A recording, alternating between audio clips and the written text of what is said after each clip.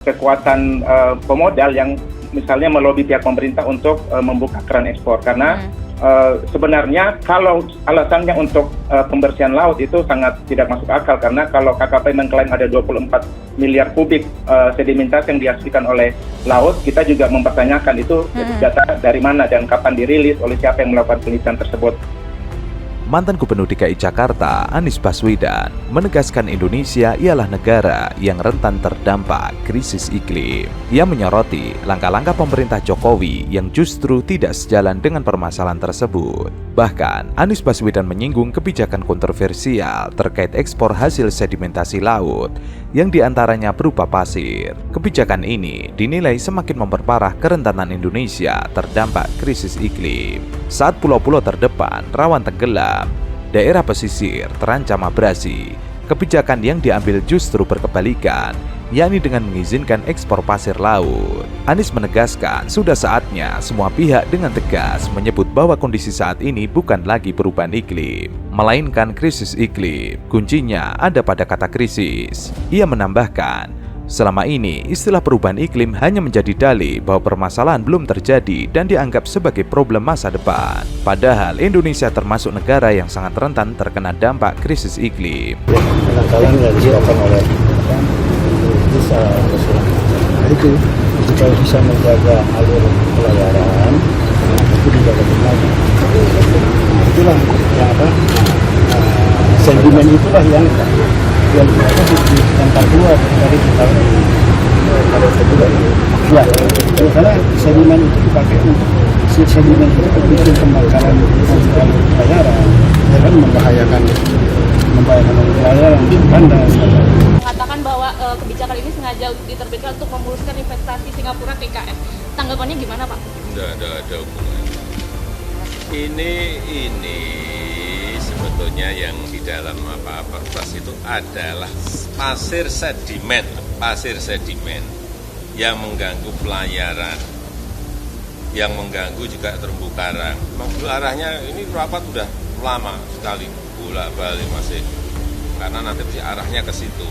Anies mengakui beragam komitmen penyelesaian krisis iklim sudah dibuat dengan target tinggi. Namun, percepatannya belum setinggi yang diharapkan.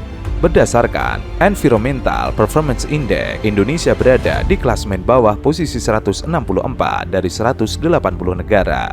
Angka itu tidak hanya mencerminkan performa yang rendah, tetapi menjadi cermin buram bahwa penyelenggaraan negara belum memprioritaskan dan menghadirkan kualitas hidup yang baik bagi warga negaranya. Pak Doni Mas Doni mengatakan wah sampai jual negara, enggak lah, masa sih? Yang pasti reklamasi, ada permintaan reklamasi. Ya, di Surabaya ada permintaan reklamasi, di IKN ada permintaan reklamasi. Ngambil pasirnya dari mana? Ngambil buat reklamasi dari mana? Mindahin pulau nggak boleh, boleh, tapi dari sedimentasi. Untuk menyatakan itu apa? Dibuatlah PP ini. Lalu kemudian di mana sedimentasi itu? Kita bentuk tim kajian.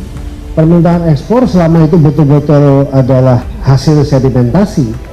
Dan hasil sedimentasi itu yang menentukan, tadi saya sudah minta salah satunya adalah tim Greenpeace, tim lingkungan ya, lembaga lingkungan LSM.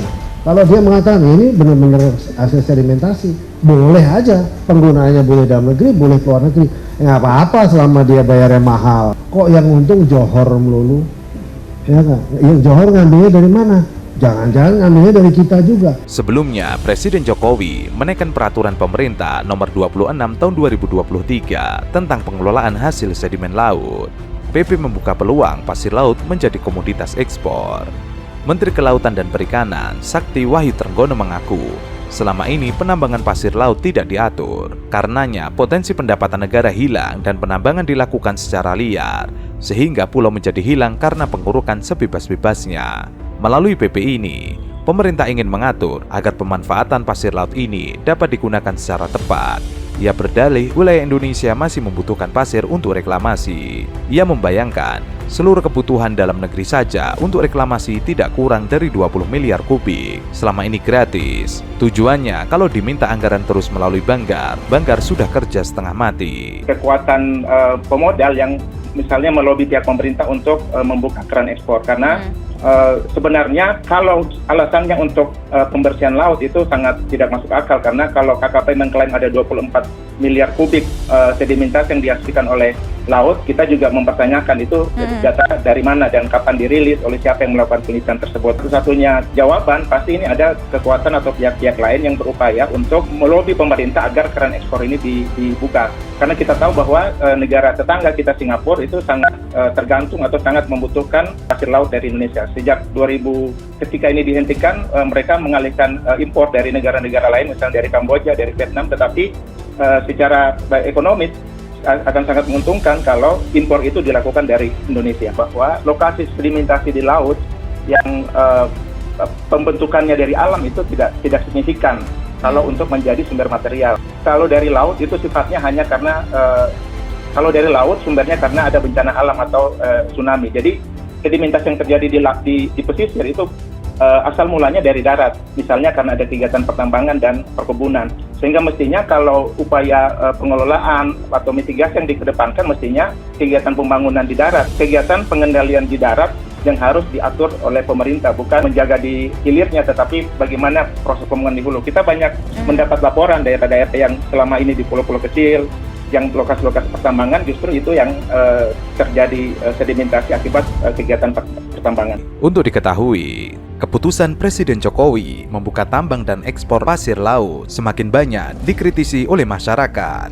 termasuk Guru Besar IPB Profesor Didin S. Damanhuri. Ia menduga adanya lobi dari Singapura kepada Presiden Jokowi agar menaikkan PP nomor 26 tahun 2023 tentang pengelolaan hasil sedimentasi laut. Jokowi menandatangani PP nomor 26 2023 yang membolehkan kembali mengekspor pasir laut, tentu mencabut Kepres nomor 33 tahun 2002 yang melarangnya. Ini diduga kuat atas lobi Singapura dan oligarki bisnis. Kepres nomor 33 tahun 2002 tentang pengendalian dan pengawasan perusahaan pasir laut yang ditandatangani oleh Presiden Megawati. Untuk diketahui, Kepres nomor 33 tahun 2002 tentang pengendalian dan pengawasan pengusahaan pasir laut ditandatangani oleh Presiden Megawati. Kala itu Megawati ingin mengendalikan bisnis ekspor pasir laut yang merugikan Indonesia.